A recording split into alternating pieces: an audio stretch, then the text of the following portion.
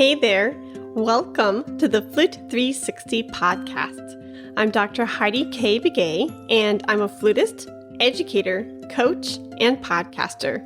My God-given mission is to serve you. I am passionate about guiding you, the modern-day flutist, to discover your unique voice on and off the stage. The goal of this podcast is to help you thrive, both as an artist and as a musicpreneur. Go ahead and grab some espresso, your favorite notepad, and let's get to it. Today's episode 187 is titled An Interview with Nora Shulman. Hello, everyone. Welcome back to another Flute 360 podcast episode. We are so pumped that you are here today. Before I introduce my lovely guest, I want to direct your attention to an upcoming festival. So this current series is being aired in January of 2022, but the festival is going down in February of 2022. It's a co-hosted festival where Ron Royer and myself have come together, joined forces to produce a flute festival. He is associated with the Scarborough Philharmonic Orchestra, and we wanted to put together this wonderful event where the world could come together and hear amazing compositions and performances. This is an extremely neat festival because we are highlighting specifically works by female composers. So if this interests you, feel free to go to the SBO's YouTube channel, and I will provide the link in the show notes below. Without further ado, I would love to introduce to you my guest for today. And her name is Nora, and she is an amazing flutist, educator. She's been with the Toronto Symphony Orchestra for quite some time. She recently retired in 2017, and I cannot wait to pick her brain today. Welcome, Nora. Hello, Heidi. Hi, how are you today in Toronto? It's fine. There's no snow. There's no rain. We're good. Snow. I'm originally from Chicago, so I know that sentiment of there's no snow, so everything's good. Yeah. I'm in Fort Worth, Texas right now, and The opposite is true. It's flip-flops all year round, and I crave the four seasons really bad sometimes. But I'm glad you're experiencing good weather. October. Good yes. month. Very cool. So for those who may not know you, can you share with the listeners a little bit about yourself and your musical background? Sure. I was actually born in Los Angeles and started my professional career when I won a position with the Denver Symphony Orchestra, which was, I think, 1971. 72 season, and I was there for 2 years, during which time I had an absolute blast. I was so young, and it was my first job, and there were other young players in that orchestra. And it was a great introduction to professional life and still be young and student-like in your experience of life. So it was fabulous. But during my time there, I was determined to find a principal position, or at least try my hand at being a principal flute player, or a piccolo player, by the way. I used to be a very, very strong and dedicated piccolo player, and it sort of came to me that, well, whichever good job came first, that would just simply be the course of my life. So associate principal flute opened up in the TSO. I went and won the audition, and that set me on my flute career. And in 86, when I became the principal in this orchestra, I really stopped playing piccolo. There just weren't the opportunities anymore. And now I would not consider that my skills are at the level that I'd like them to be, because I actually love the instrument. But my flute playing has always been the driving force, obviously. Yeah, that's amazing. I as well love the piccolo. I wished I played it more, but it is a beautiful instrument. And there are more compositions being written for the instrument as time goes on. So It does help, bring the piccolo to light. Mm-hmm. So you and I actually were able to meet through our mutual friend, Ron Royer. And can you tell the listeners a little bit about your affiliation with the SBO? Well, I think it starts with my affiliation with Ron Royer. Okay. I met Ron first when he was a substitute cellist with the Toronto Symphony Orchestra. Mm. And he introduced himself to me as Louise DiTullio's nephew. And Louise was my teacher when I was in high school, and possibly the most person of influence in my youth, because Louise was in the LA Phil. Louise was young. Louise was a fabulous player, beautiful beyond any description. And so she was critically important in my life to help me frame what was possible for myself. And so when Ron introduced himself as her nephew, there was an immediate connection between us. Mm. I'm sure. And over the many years, Ron stopped playing professional cello, became a teacher, and began his association with the Scarborough Philharmonic. And over the years, I've played for Ron. I've recorded with Ron. I was around when he brought his auntie to town to record some music. I played on that session.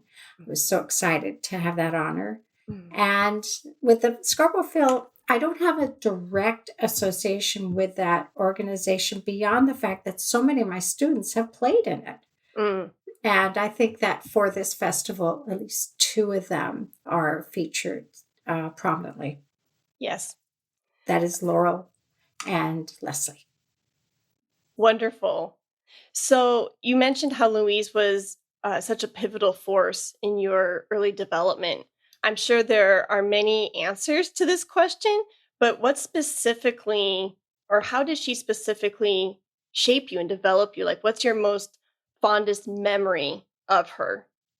I have lots of memories of Louise. One was that her playing was exquisite. Two, that she made a kind of a sound that I could emulate.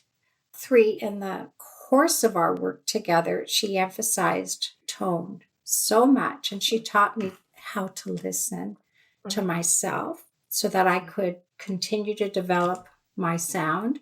She was also a role model in that she was married, recently married, had two sons, and the model of the professional woman. I mean, you have to go back in time, Heidi. You have to go back to the 1970s. And women were breaking into so many professions and jobs, but it wasn't a given that you could, quote, have it all. Okay. And Louise seemed to have it all. So her inspiration was obviously her playing, her excellent teaching, really superb teaching. What an ear she has. And what she was able to make of her life. It was all an inspiration to me. I owe her a great deal. Oh, wonderful. Yeah. Yes. Those mentors in our life are completely priceless. And, you know, when you said she taught you how to listen, like truly listen, the teacher that comes to my mind throughout my career is Don Bailey. The way he taught me to listen was huge in my playing. And the way I like to describe it is he almost like, as if there were cotton balls in my ears, he removed them. Because I heard music and I approached music completely different once he removed those cotton balls. I was like, whoa, there's a whole like world that I wasn't even aware of when it came to sound. So that's my connection to what you just said about Louise. Wonderful. So you have accomplished so much in your career between teaching and playing with the TSO, etc. If you could name one career highlight, what would it be and why? You know, it's so hard to isolate one anything in a life that's been reasonably or wonderfully well lived, as you will. I think when I was young and was a fellow at Tanglewood, I would say the concerts we played with Leonard Bernstein. You know, if you consider what he had in terms of his personal power and control he had over an orchestra and the inspiration that he brought to everything he did. And when you were so young, that sort of lit a bit of a fire that in you. And I think it did all of us.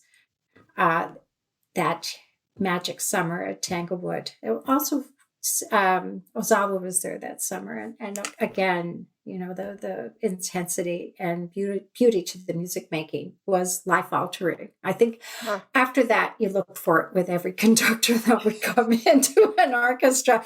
Not always met, but it set kind of a standard inside. So in a sense, I suppose that's a true answer to your question. Yeah.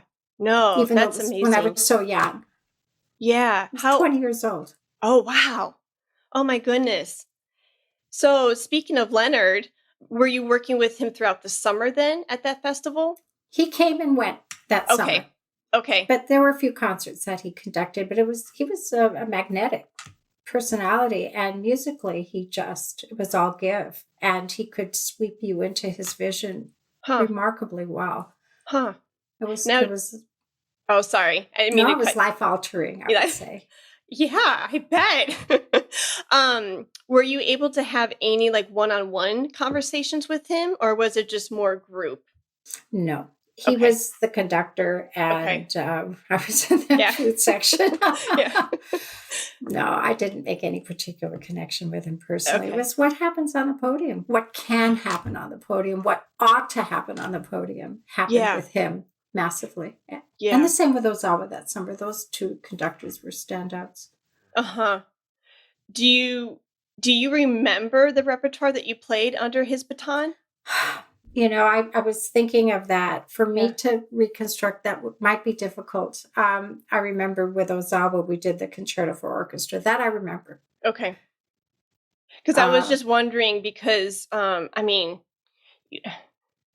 it was Leonard, close to 50 years ago. Yeah. So, Well, yeah, no. I just think of, when I think of specific conductors or teachers that I've worked with, and specific pieces of repertoire, and the lessons that you learn through like a French piece or a modern piece or, what they can bring to the stage and the podium and to the lesson. I just didn't know if you were learning about Brahms with him or Beethoven with him and like what huge nuggets he just like poured into you guys from those standard pieces of repertoire.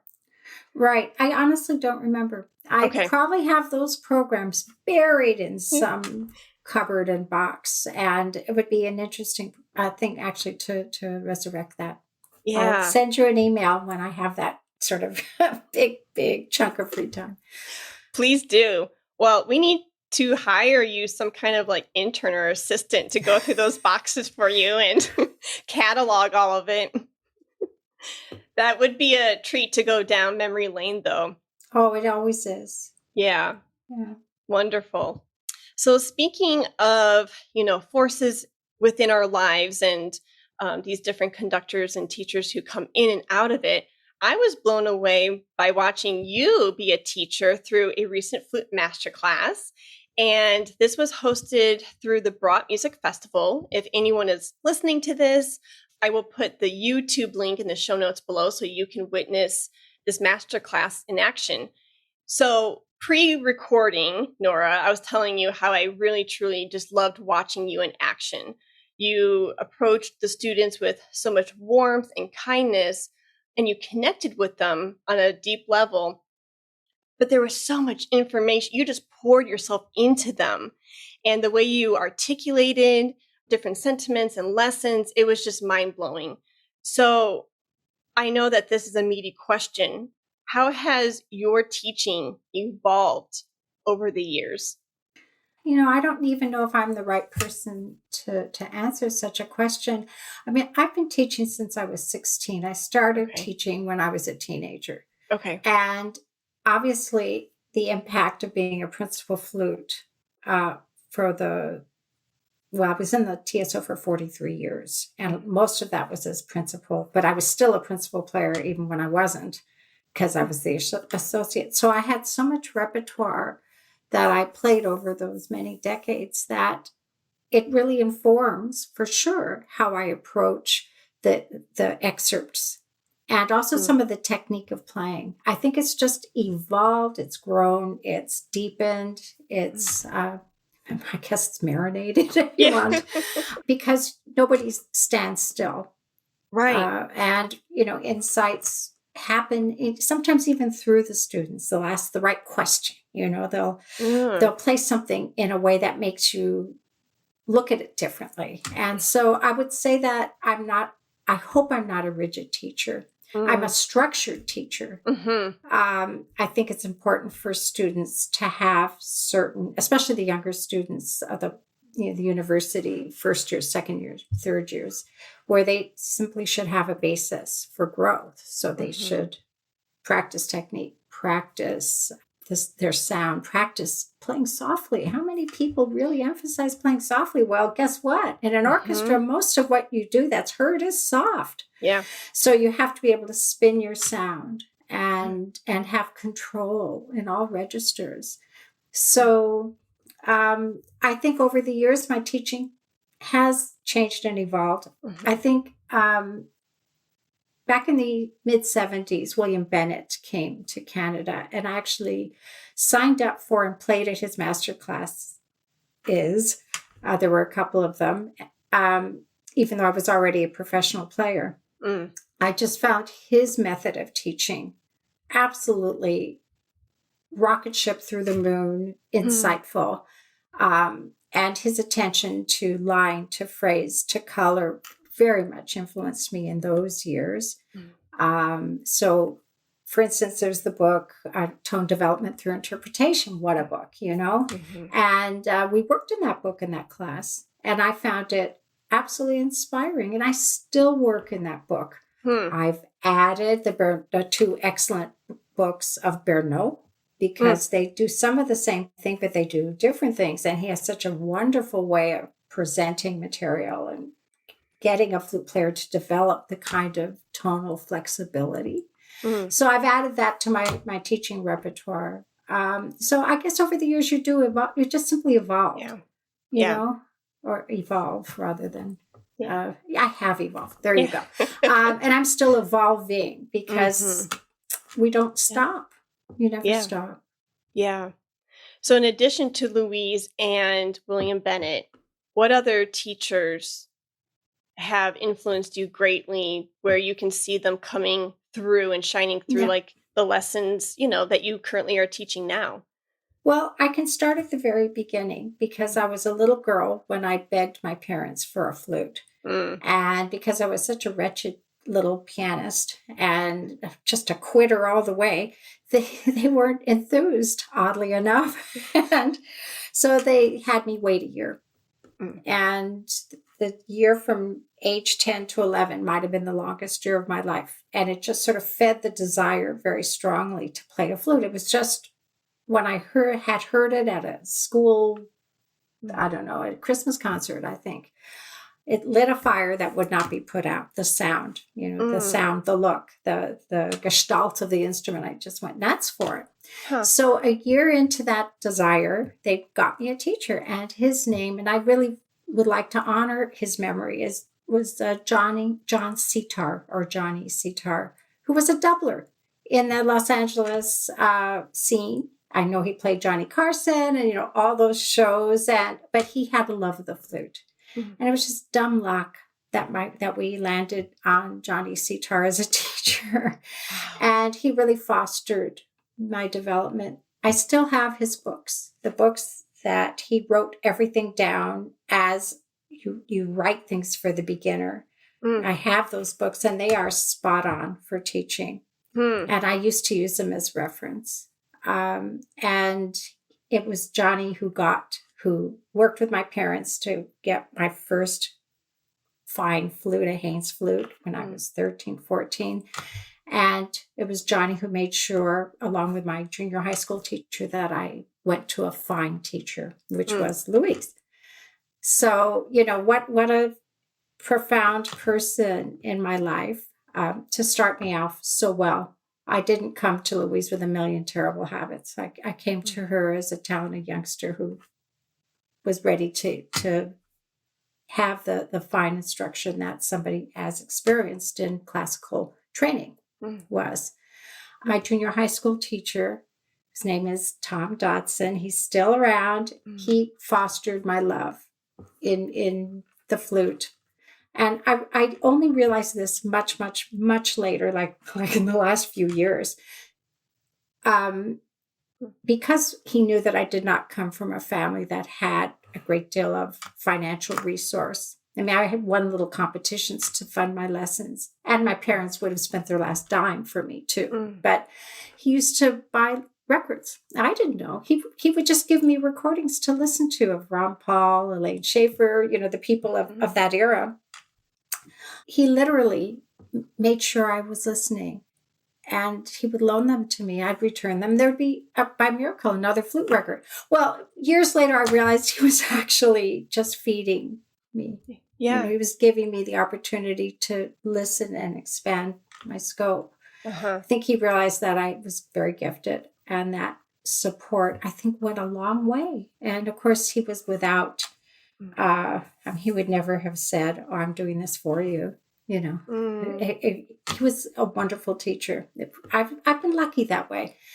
After Louise, I went to the San Fernando Valley State College because we could not afford to put me in a music school. Couldn't even, the plane flight would have been punishing. And so I went to Valley State. I think it cost $80 a year. It was really, for residents, it was nothing.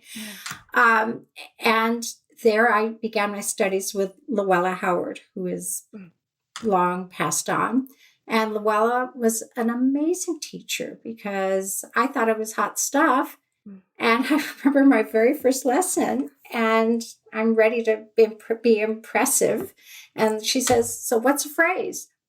And I went, "Phrase? Okay. How many bars is a phrase?" And she actually taught me how to think. How to think really, really carefully about what it is I was going to do. She had me mark phrases. She had me mark the breath marks that aligned with phrases. She taught me how to think and how to function. Okay. And I found her organization and the way she approached common sense to playing. It might not have been musically as inspiring, but it was the right thing for me at that time. Okay. And I followed 3 years of Luella with Sheridan Stokes, who was just a relaxed, wonderful guy. And he also talked a lot about sound. He had put a huge amount of thought into the technique of playing, and he just kind of burnished a lot of my ideas. And then I got a job. So, and really, I think the most inspiring person to me post-work, and really, I had no personal lessons, but was William Bennett. And then later Maurice, because Bennett said to me, you have to meet Maurice. He's 90 whatever, and he's had 5,500 operations. You have to go to Maurice. So I did. I made an arrangement, and I took the then principal flutist, whose name was Nick Fiore of the TSO, to Brattleboro, Vermont, in the middle of one of 2 snowstorms. And we spent a week with Maurice. Wow. And we had a lesson every day, both he and I, and we sat in on each other's lessons. And we brought Maurice Pernod as a gift. And he showed us his scars very proudly from whatever operations he had had. Wow. And it was I felt very privileged to spend that time with him. And it was really through William Bennett that I went. We almost died on the way home because of the snowstorms. And I'm a California girl driving through the snow. Wow. With a rear-wheel drive car. You don't want to know. But we made it. Wow. And it was memorable. And after that, it's been learning from colleagues by listening. Sure. You can learn a lot from listening to Paoud. If you really listen, you learn, you listen. And listening to conductors, suggestions of conductors, the work with the oboist, the very fine oboists I've been so lucky to play with in the Toronto Symphony, playing with them, developing sense of phrasing idea, that you learn from colleagues at that point and conductors. Yeah. That's amazing. So the week that you worked with Moise, what kind of teacher was he like? Oh, he's very specific. I played Richer for him. Okay. And I started playing, and he said, "Where did you buy your lips?" And which I thought was very sweet. That is sweet. And what he kept saying, and it'll stay with me forever, and forgive my awful imitation of a French accent, le skeleton. Like, think of the structure, think of the skeleton of the music. He was absolutely intent on making me as a kid. I'm still not a kid anymore. I was a professional player, but a young professional player. Again, think of the structure of what we were doing, and you can hang your music making around that. And I think that was my takeaway from him. Okay. And also, there's a place in the Richer where there's a little grace note, and Moise wanted to show me how to play, because by then, of course, he wasn't playing. He was very old. Right. He took out a suspender, just like a little heart throb, to play the little grace note, like so. And that image will stay with me to my dying day. Yeah. Yeah. Oh, I'm sure. I was going to ask, because of his older age, when you were working with him, did he at all demonstrate anything on the flute, or was it just all vocal? Did he sing? No, I don't remember. I don't think he sang. Okay.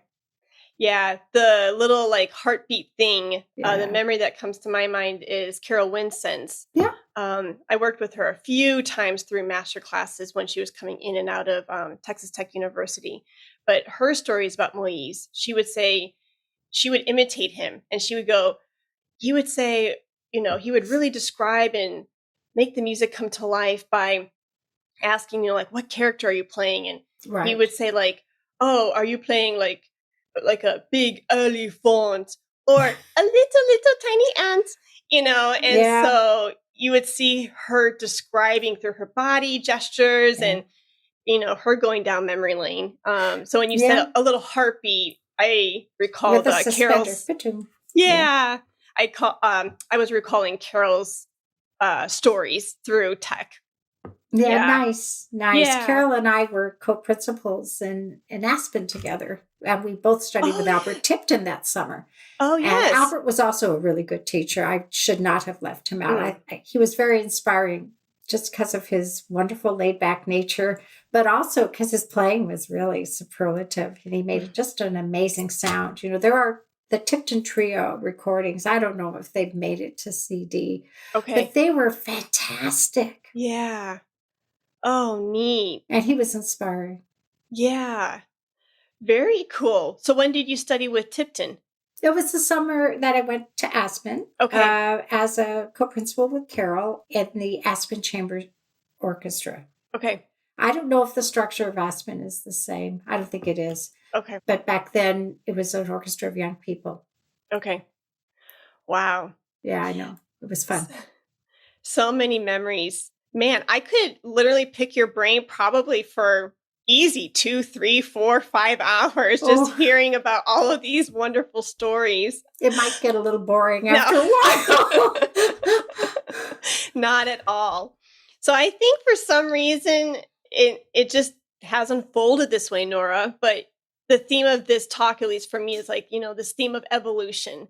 And so circling back to this idea of evolution, since you were with the Toronto Symphony Orchestra for 30 plus years, how did you see the orchestra evolve in those 30 years, whether it was the playing or anything that you want to mention? Yeah, I mean, when I came into the orchestra, it was a much, much more polished institution than the Denver Symphony was. Denver Symphony was a little more, slapdash. No, it wasn't slapdash. It was professional, but it wasn't at the same level at that time. And over the years of the TSO, I mean, we had really good management, very good support. So when we toured, we weren't touring in Motel 6s. We were in nice places, and we weren't generally in buses all day long and then expected to play the concert, although sometimes that did happen. So there was maybe a little more top-down management structure that worked more positively for the musician. But the orchestra over the years just got better and better. over the years, I would say that all these music schools out there churning out these wonderful, wonderful young musicians have elevated these orchestras. And so the TSO of Seiji Ozawa, just before I came, was a fine orchestra. The TSO now, if they could ever actually play post-pandemic, and they are planning on going back on the stage finally, is I think a better orchestra. I think that the attrition has simply replaced so many musicians that had gotten old. You know, it's all cyclical, isn't it? Yeah. And when I did want to retire, when I did decide I would retire, I wanted to retire before I got old, in the sense of not playing my best. I see. And I wanted to go out while things were still quite good. Okay. Yeah. You know? Yeah. Yeah. Hello. Yeah. I bet that was a very difficult decision. It was so easy. Was it? Yeah. I think in life, there are times for everything. Okay. There were times to be insane, raising two young boys, and having a principal job, and a husband who is a doctor but was never home with the nanny, and the kind of chaos of that. I could, you do that when you're pretty young. You cannot do that when you're older. But as I got older, I just felt that I worried more about keeping my level of playing as high as it had to be. So to that end, I would say when I sort of hit my mid-50s, I started practicing more and more and more. Wow. Just because it was almost like a fear of failure that was much less present when I was young and sort of a hot shot. You're a little bit different in the way you experience life. And so as I got older, I worked harder and harder and became more sensitive, even more sensitive to the fragility of playing well. In the kind of situation in a symphony orchestra that you must maintain, you just can't let any seams show. You can't, you can't, little mistakes, even the ones that bother you and no one else, were not to be tolerated. Wow. You just the work towards perfection became a little onerous, to be honest. And so by the time I hit my mid-60s, I made the decision that I had a great career and it was fine to end it. But the TSO has, I think, continues to have the best way of retiring of really any orchestra that I'm aware of. You could stage your withdrawal. Oh. And so over 2 years, I chose concerts I wanted to play up to, minimum, maximums, and had many concerts off, many weeks off, and was able to sort of just kind of diminuendo a little nicely to a very, very heartfelt finish. My finish was very, very, very positive. I was very lucky to be honored at the end of my career there. And it was still, when I think back at it, I could cry because it was just being honored in a way that reflected so many years of devotion.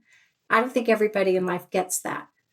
I was just lucky that the stars aligned and I was able to exit in a very fine way. And I don't miss it. Okay. I don't, not anymore. Okay. I love music and I live for music. Yeah. And I teach, I'm a dedicated teacher and now a grandmother of a 1-year-old. I just enjoy my life in a different way. Okay. It feels very full and very happy to me. Oh, lovely. Yeah. Yeah. Time for everything. Yes, I love that. Each season has its purpose, and that's something I needed to hear today. Okay. Yeah. 50-year-old Heidi would probably tell 36-year-old Heidi not to worry so much. Okay. I love it. Thank you. So what would 50-year-old Nora or 60-year-old Nora tell 30-year-old Nora? I enjoyed my 30s. I loved playing in the orchestra. Yeah, I was stressed when there were very difficult programs to execute. And I think the 50-year-old person would say, boy, was the 30-year-old lucky. Oh, wow. I was so fortunate. I was fortunate to have a career. I was fortunate enough to have the dream career. I was fortunate enough to get hired right out of university. I was fortunate enough to leave a job that was fun, but not really, my goal. And end up in a really lovely city with colleagues that remain my friends and grow with a great orchestra. I mean, Toronto Symphony is really fine. And over the years, we've had conductors that have had so much to offer. And all of that, if 30-year-old Nora, hey, you've got lots of wonderful things ahead. And then the marriage, the children, and weaving all of that together. 30-year-old didn't know about that. Okay. But that all happened later in my life. Oh, wow. That's amazing. Yeah. Very neat. Yeah. So we have discussed a lot. I try not to pull the rug right, from underneath your feet too abruptly and say, okay, and that's it. Between seasons of life, Leonard, your teachers, festivals, the TSO, are there any last sentiments that you would like to leave the listener with? I was thinking about that. Well, first thing, the Scarborough Philharmonic is doing a wonderful thing by highlighting women composers. It's high time. What we're seeing really is the reality that there are good women composers, there are good women conductors, and that the presence of women in music has grown, will continue to grow. It won't be unusual to come into a rehearsal and see a fine woman conductor playing great repertoire written by a woman. So it is, in fact, this festival that has brought us together. And its aims are very lofty, they're high, and they're appropriate. Yeah. So, yeah, and I actually was asked for a letter of recommendation from a former student of mine who's a DMA student elsewhere. And he sent me his recital, his first DMA recital, all women. He actually performed a recital of all women composers and did a great job. But that was in his mind to do that. Wow. And so I think we're at the beginning of something that will just continue to evolve. If we go back to evolution, I think it's well on its way. Nice. Good for him. That's wonderful that he put together such a program. Yeah. So in the last segment of the show, I usually do a really fun segment called Pics. It could be your favorite pick when it comes to books, TV shows, whatever you'd like. Do you have a pick for today? Picks are tough. If I've been asked, who's your favorite composer? Yeah. And I feel like I'm utterly unfaithful.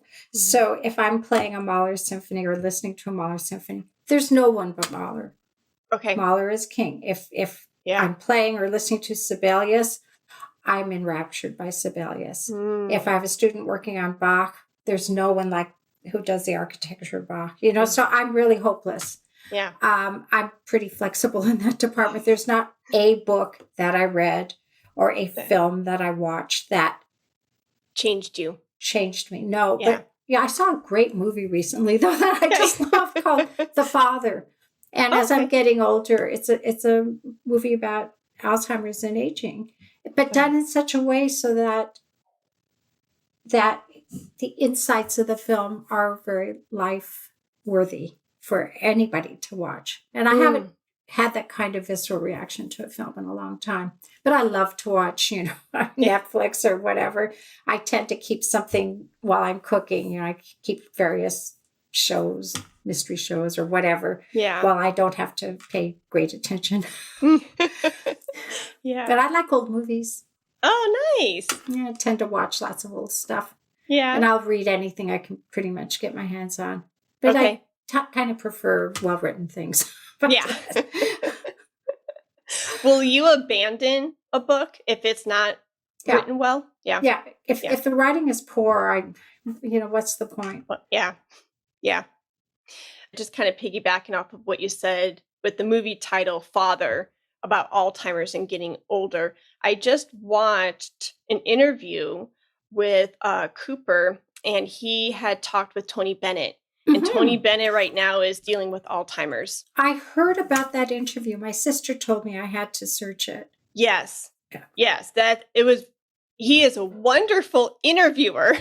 And from what I could tell, is that Tony doesn't even realize he has Alzheimer's, which is really interesting and sad at the same time. Yeah, it is. But seeing him struggle, but then just seeing the power of music and how it's keeping him going, and he lights up and he recalls all of the lyrics of said song. He won't even know what's going on, let's say, in his personal life, but the minute he hears his accompanist play something, he'll just go right to the piano and just start belting it out. And it's amazing to see the power of music. Well, I think music's the last thing to go. Yeah. In cognition, I think the music stays the longest. Now, how about that? What does that say about music? Right? Yes. But Nora, thank you so much for your time. Thank you so much for your expertise. And I truly enjoyed this wonderful conversation, and I learned so much. Well, Heidi, I enjoyed speaking with you as well. So it's mutual. Thank you. Have a wonderful day, and hopefully we will be able to stay in touch. That sounds great, Heidi. Take good care. Thank you. Bye-bye. Hey there. Thank you so much for being here today and listening to the content. I hope that it served you well. You want to go to YouTube and subscribe to the Scarborough's Philharmonic Orchestra's YouTube channel, so that way you don't miss out on the Flute Festival that's going down in February 2022. While you're over there, go ahead and subscribe to the Flute 360's YouTube channel as well.